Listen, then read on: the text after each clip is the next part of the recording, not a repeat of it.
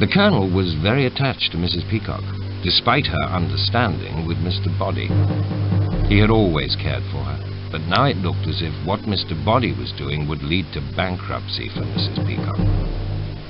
Colonel Mustard was not the man to stand aside when a lady's reputation was at stake, especially Mrs. Peacock's.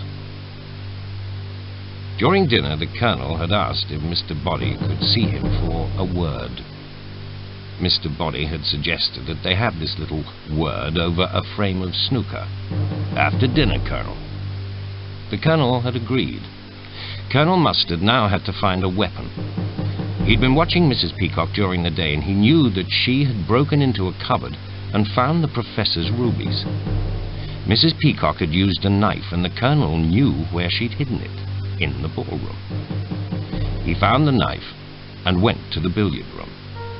Mr. Body was there, wiping his cue with a duster, his back to the table. The Colonel struck at once.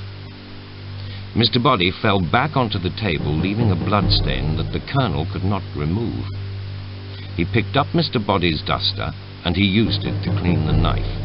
Then he went to the conservatory and left the knife with some gardening implements that lay on the table.